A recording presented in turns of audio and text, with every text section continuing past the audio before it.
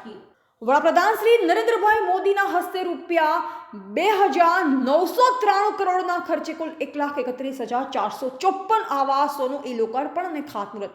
મુખ્યમંત્રી શ્રી ભૂપેન્દ્ર પટેલ ડીસા ખાતે રાજ્ય કક્ષાના કાર્યક્રમમાં રહ્યા ઉપસ્થિત। વડાપ્રધાન શ્રી નરેન્દ્રભાઈ મોદીની વર્ચ્યુઅલ ઉપસ્થિતિમાં સમગ્ર રાજ્યમાં 2,993 કરોડના ખર્ચથી નિર્માણ પામેલ કુલ 1,31,454 આવાસોનું લોકાર્પણ અને ખાતમુહૂર્ત કરાયું, જેમાં મુખ્યમંત્રી શ્રી ભૂપેન્દ્ર પટેલ બનાસકાંઠાના ડીસા ખાતે યોજાયેલ રાજ્ય કક્ષાના કાર્યક્રમમાં ઉપસ્થિત રહ્યા હતા। આ પ્રસંગે મુખ્યમંત્રી શ્રી ભૂપેન્દ્ર પટેલે જણાવ્યું હતું કે આજે રાજ્યના લાખો પરિવારોના ઘરે લાપસીના આંધણ મુકાશે તે ખુશીની વાત છે। લાખો પરિવારો પોતાનો ગૃહ પ્રવેશ ઉજવી રહ્યા છે। આ એક ઐતિહાસિક ઘટનાના પ્રેરણા સ્ત્રોત વડાપ્રધાન શ્રી નરેન્દ્રભાઈ મોદી છે તેવું તેમણે ઉમેર્યું હતું। આ પ્રસંગે વિધાનસભા અધ્યક્ષ શ્રી શંકરભાઈ ચૌધરીએ પોતાના સંબોધનમાં જણાવ્યું હતું કે આજનો દિવસ બનાસવાસીઓ માટે ગૌરવનો દિવસ છે। આજે વડાપ્રધાન શ્રી નરેન્દ્રભાઈ મોદી અને મુખ્યમંત્રી શ્રી ભૂપેન્દ્રભાઈ પટેલે લાખો ગરીબ લોકોના આવાસનું લોકાર્પણ બનાસની ધરતી પરથી કર્યું છે। વડાપ્રધાન શ્રી નરેન્દ્રભાઈ મોદીની અનેક પ્રજાલક્ષી યોજનાઓનો લાભ આજે નાગરિકોને મળી રહ્યો છે। પ્રધાનમંત્રી આવાસ યોજનાથી અનેક ગરીબ લોકો ઝૂંપડામાંથી પાકા મકાનમાં રહેતા થયા છે, જેના કારણે લોકોની જીવનશૈલી બદલાઈ છે।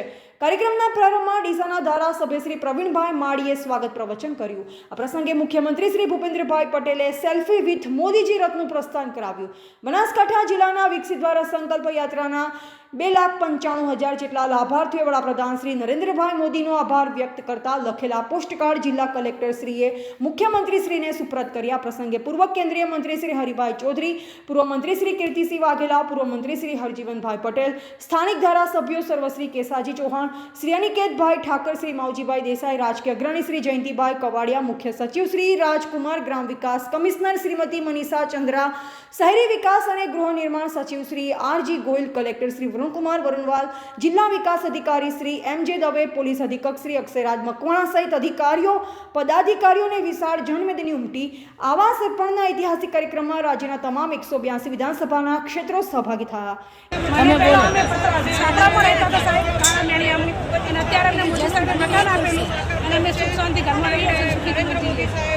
ઘર મળ્યા છે, જે સપના પૂરા થયા છે, મોદી સાહેબનો ખૂબ ખૂબ આભાર। ઘણા બધા બહેનો ને ઘર નહોતા, ઝૂંપડામાં રહેતા હતા, છાપરામાં રહેતા હતા, તો એ લોકોને વરસાદ, તડકો, ઠંડીના રક્ષણ મળી રહી છે। અત્યારે પાકા મકાનમાં રહી રહ્યા છે, એ લોકો ખૂબ સુખી જીવન જીવી રહ્યા છે।